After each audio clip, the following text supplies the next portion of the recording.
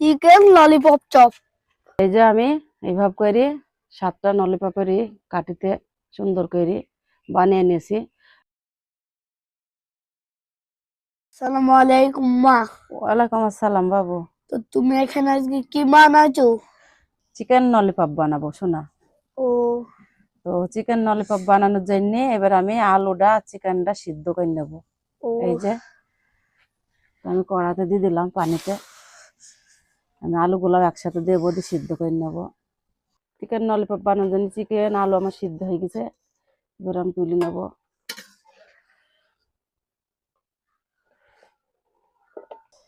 এবার আমি চিকেনটার আলুগুলা হাতের সাহায্যে সুন্দর করে ছোট ছোট করে নেব।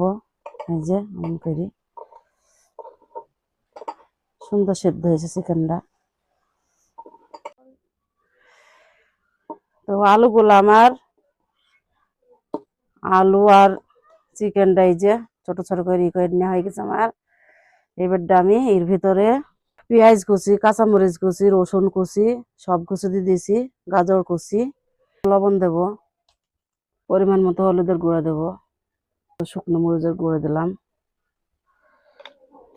আপনার জিরে গুঁড়ো দিলাম। এখানে আমি একটু রাঁধুনি মশলাটা মিক্স করে নিলাম। এবার আমি হাতের সাহায্যে সুন্দর করে এটা মিক্স করে নেবো সবকিছু। এই যে তো এবার সুন্দর করে আমার মিশিয়ে নেওয়া হয়ে গেছে। এবার আমি ললিপপটা বানিয়ে নেব।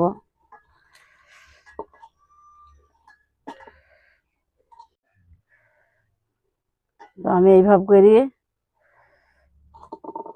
এই যে গোল গোল করে নেওয়ার জন্য আমি হাতে একটু সামান্য সয়াবিন তেল মাখিয়ে নিলাম সুন্দর হবে তো এই জিনিসটা। এই যে তো এই যে আমি এইভাবে করি 7টা ললিপপেরই কাটিতে সুন্দর করে বানিয়ে নিয়েছি। আপনারা চাইলে এছাড়া বড়ও করতে পারেন, ছোটও করতে পারেন। আমি এই সাইজেরই বানালাম।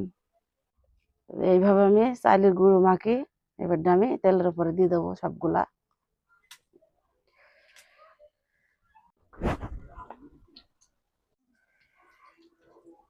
ললিপপ গুলা সুন্দর করে আমার ভাজা হয়ে গেছে, এবার আমি তুলে নেব।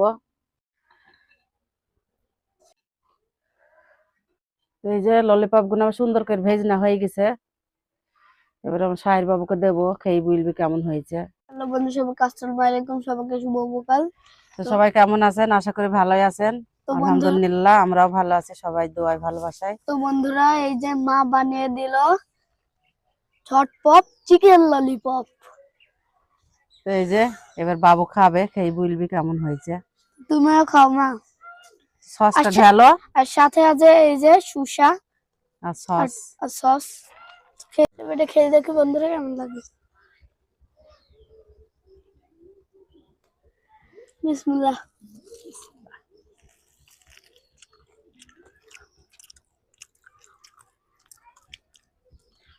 ও বন্ধুরা, দারুন বন্ধুরা, আপনারা এইভাবে বানিয়ে না খেলে বুঝতেই পারবেন না। আসলে খুব ভালো একটা জিনিস, আমি আর কোনদিন এইভাবে তো প্রথম বানালাম। ঘুরছে। তো কেমন বানানো হয়েছে চিকেন ললিপপটা আপনারা অবশ্যই কমেন্টে জানাবেন। সবাই ভালো থাকবেন, আল্লাহ হাফেজ।